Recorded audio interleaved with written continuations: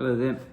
In this video I'm just going to go through the process I've followed to make a very simple leather pouch. So this pouch, the idea was that it's going to be a Tinder pouch based on sort of the old tobacco pouches people used to carry. So very simple construction. I used oil tanned leather, so I didn't have to do any additional sealing or dyeing, and that does get a nice vintage look when it gets folded. Just did some rivets and some saddle stitch, so very simple. It's got this leather cord for the closure, just wrap round, and it's just one piece of leather that was folded up. I'll show you during the video. Riveted, saddle stitch, and likewise on the back was a belt loop, just riveted and stitched, so that you've got the option to put it on your belt, or you can just put it inside your bag. And then inside, just keep a few items like a lighter and this Hudson Bay tin with obviously my few fire lighting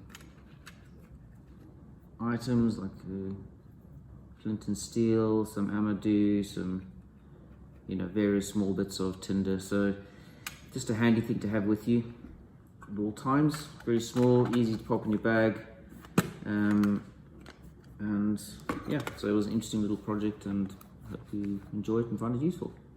Thank you. Right, so first I made a template of the size that I wanted. In this case it's just going to be a simple fold over for the pouch, and then a lid that just folds over, so it's all one piece. So I made it out of a piece of paper first to just test my dimensions, and when I was happy, marked it out onto the leather, and now the next step is to cut it. Unfortunately my cutting block is not big enough, so I'm going to have to slide it down halfway through, which is not ideal.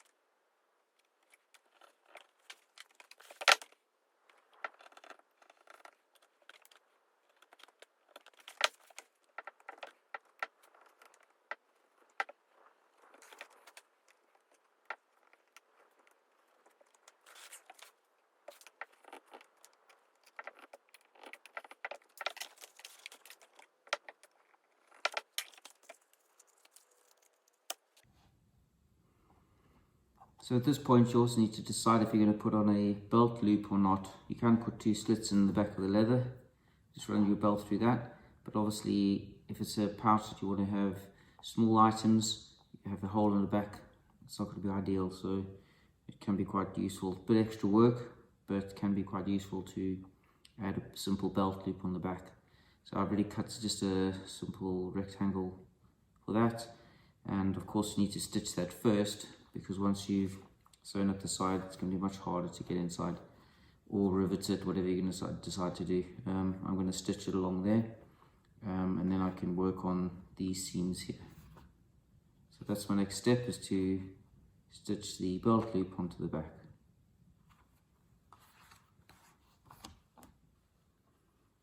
So what I've done now, just used a groover and just run a groove down each side where I'm going to do the stitching, just a marker for my stitching, and then I'm going to rivet this on.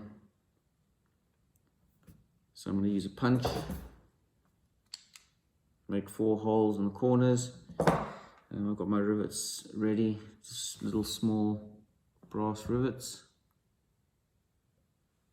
and then it needs a little anvil and a hammer. And then once they're riveted on, I can do the stitching between the rivets.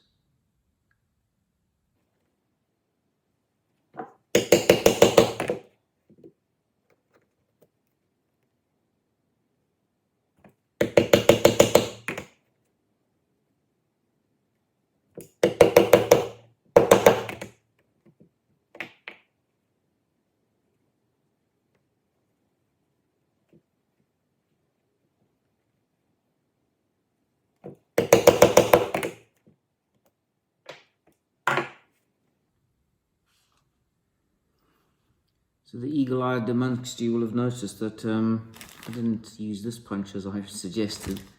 It's quite quickly realised that one of these ones is going to be better because of the depth of the leather, so that one wouldn't have reached without crumpling.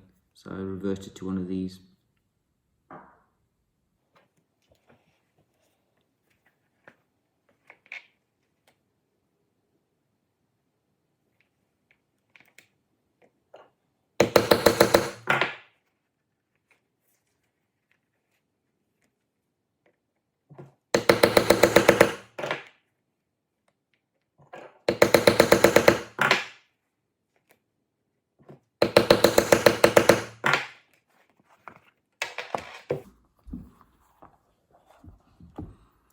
So that's now riveted, and now I can start the stitching.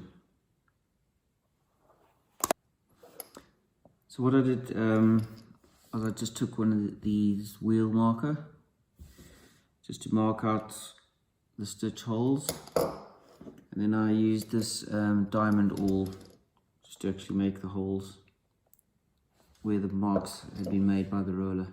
So I've made those holes now, and now I can start the stitching process.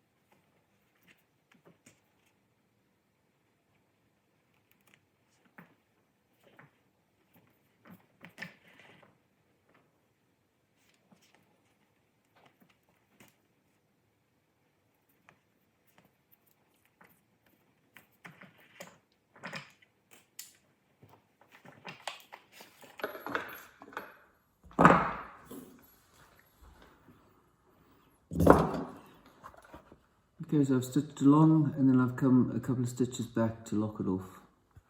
So I'll cut that off now. You can just burn it off, and that should be a pretty strong stitch. So I'll just do the next one, and then we'll do the side seams.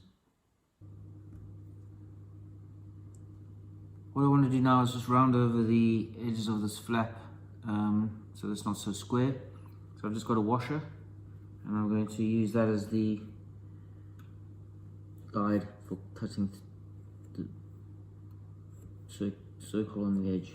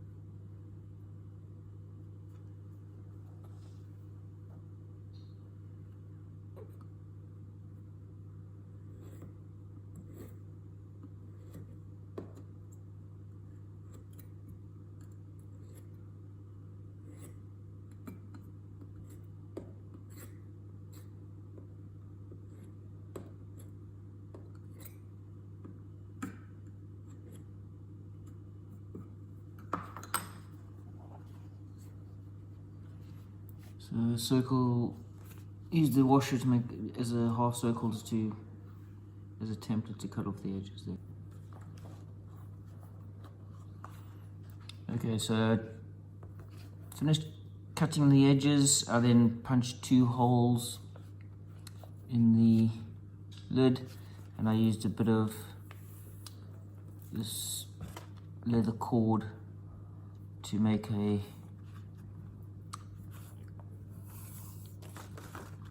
closing strap. So really it's just going to wrap around. You see these old school diaries are often like that. So you can open, if the bag stretches open, obviously this just accommodates it because it can widen or not. And it just gets tucked underneath. So that's pretty much the finished bag. That's pretty much the end of the construction. And I'll get some tinder and we're nearly done.